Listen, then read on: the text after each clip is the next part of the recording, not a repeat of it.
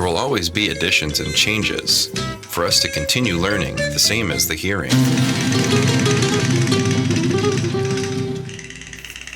I am here in Mérida, Mexico. This is my third stop during my 2-week Mexico travels. I started off in Mexico City, then went on to Oaxaca before coming here to Mérida. It's been a great experience so far, where I'm becoming fully immersed in the culture. The deaf community here has been very warm, welcoming, making it easy for me to feel connected to them. Even though I don't know very much LSM, I've asked everyone here to stick with their usual style of signing LSM, rather than having to try to communicate to me by signing ASL. I believe the best way for me to really learn is to actually experience it as much as possible. I've noticed that with LSM, I'm able to pick up as much as I can thanks to the body language and facial expressions, allowing me to fill in the gaps. However, when it comes to me signing LSM, I often find myself wishing I was better and thinking that it's no excuse. I really should know LSM. Fortunately, I've had the opportunity to be traveling with Ernesto Escobedo, one of the key players in developing the very first LSM dictionary developed by deaf people. Everywhere we have gone in Mexico, I have seen people come up to Ernesto with raves about the LSM dictionary. I have the dictionary in my hands, and it is indeed wow. I'm excited to show. We make them in December? No, January too. Meat. What's the sign for meat? Meat. I've noticed that here in Mérida, the tamales are different. The meat is on the outside of the masa. You've seen the LSM dictionary. What are your thoughts on it? Excellent.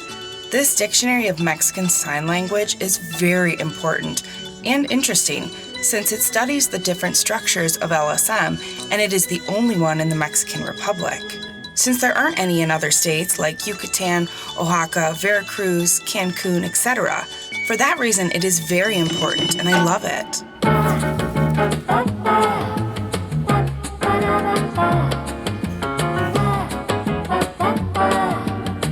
Pistola. Hola!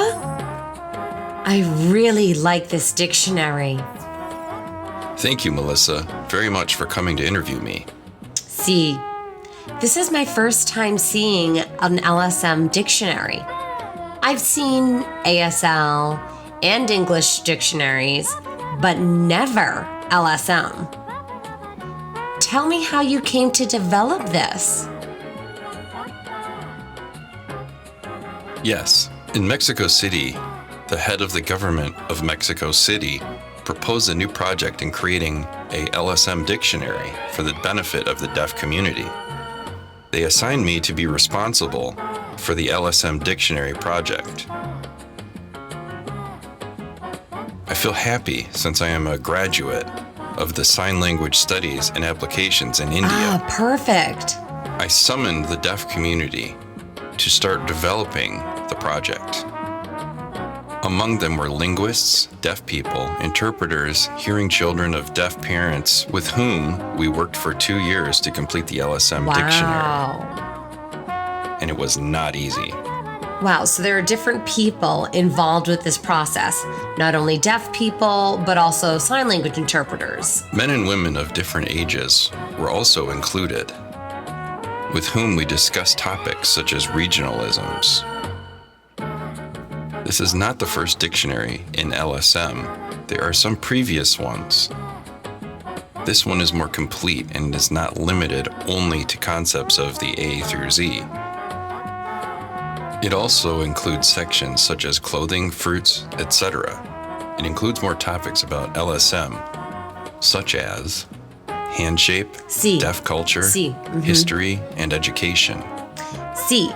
So is there deaf history and deaf culture in here? Yes. I'm not too familiar with Spanish, but show me. Give me an example.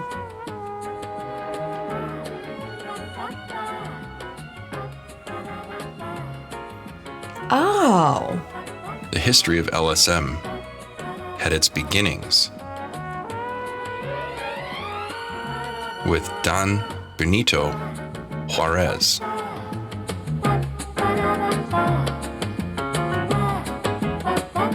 And that's who made it possible for the deaf school to be established. President of the Mexican Republic at that time. He signed a decree to found the National School for the Deaf, Mr. Eduardo Hewitt.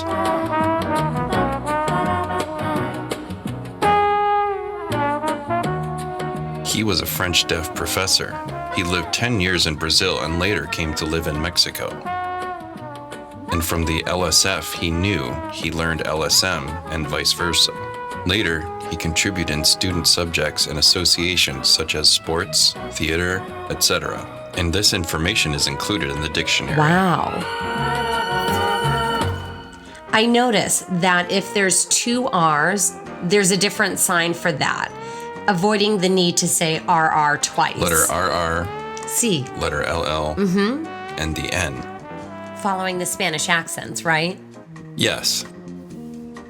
The manual alphabet illustration was printed in the year 1923, where it included the old letter T, and signs such as tamale, afternoon, time.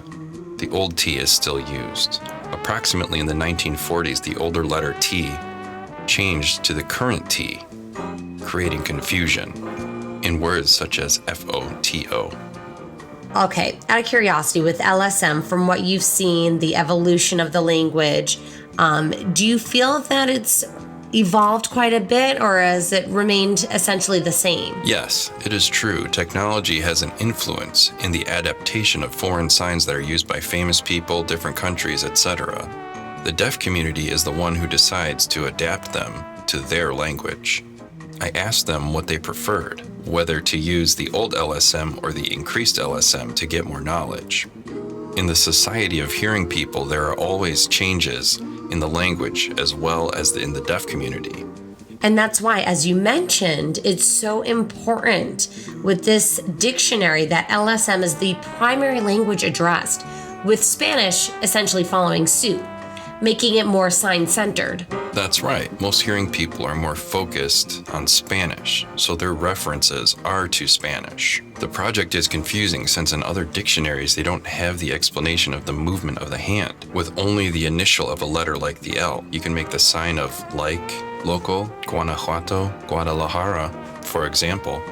The purpose is that the community knows and adapts more words. 1,000. For this, we will continue working in Volume 2, Volume 3, and it is hard work. So how are the second, third, or fourth more different? Unlike other dictionaries, this is the movement of the hand. For example, with the middle finger down means thank you or support. All this is something that the deaf community decides by agreement, not by its own idea. The purpose is that they are happy with the result. For the next dictionary, I want to invite more people from the deaf community in Mexico to participate, to keep on fighting and ask for the support of the federal government. I think that this first dictionary in LSM has been a big step. All right, I have a question for you. Mexico City LSM, is that the same all over Mexico? There are variations. There are it's different different. signs. Okay. For example, in Mexico City, the sign for late is different to the sign for late. What was that? Oh. That is used in Monterrey, which is in northern Mexico. Oh, that makes sense. I see the difference there. I think that each state should make its own dictionary because they use diverse regionalisms. See.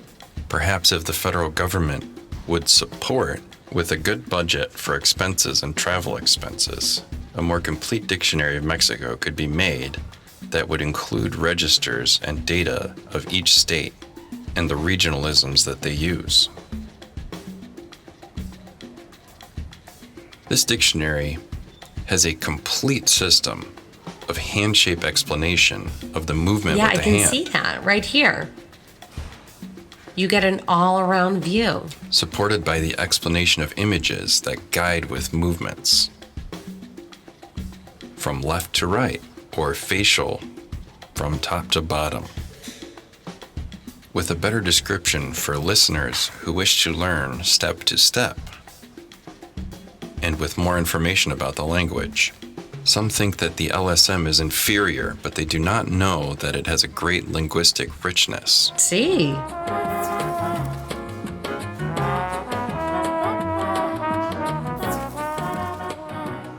Now, I'm curious. Does the hearing community here in Mexico find this dictionary beneficial as well? Oh yes, I want to tell you something. On November 24th, the National Day of the Deaf is celebrated. This year, the 150th anniversary was celebrated. Hearing and deaf people reunited. In the celebration, they were given 1,000 copies. There was a huge line to carry a dictionary, and they were sold out. Wow, that's it. I hope next year there will be more printed. Oh, for sure. See. For now, it is only available in a PDF file. They can print them themselves to have it. It's different. Yes, different. Meaning, yeah, of course, you have to print several copies. So this is better. This is better. What's the sign for better? Oh, okay. I see. So I'm sure hearing people may find this incredible. Yes.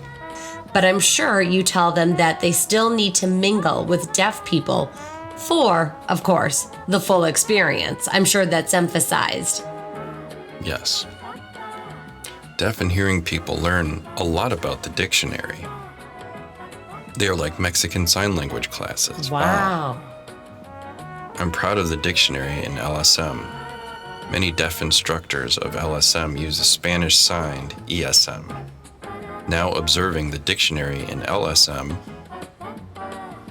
they realize that it changes the system and the explanation since it contains important information of what is the Mexican Sign Language on its grammar. More word explanations. Affirmative or negative questions are shown. It is not the same as Spanish, signed to Mexican Sign Language. It is better that all of Mexico learn it to improve in the future. See, they feel acknowledged as if their language is equally important, Yes. right? So how have the people reacted to this dictionary? Do they realize the importance of this? Yes. Yes, many years ago, the signs were different. When Ernesto showed me the dictionary, I was shocked. It is very interesting, and I thank him. Because I like to learn, and I want to continue. So you really use this? Yes, it is very necessary for the future. I am a teacher. I like to teach hearing people and children because knowledgeable interpreters are needed. Why is this important? Why is it important? Because there is always a confusion of the language.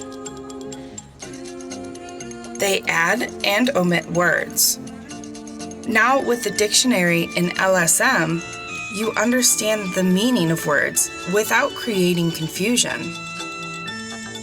I am an instructor, and I want to learn more and have more information to teach the students. Yes, it really has been hot and humid here. Is it like this every day?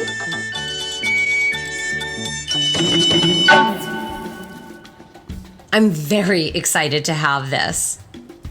Yes, I'm giving it to you so you can have it on a shelf in your home. Put it on the shelf? No, I'm going to use this. I'm going to continue learning. So, gracias, Ernesto. I hope that the next time I visit Mexico, I will know more LSM.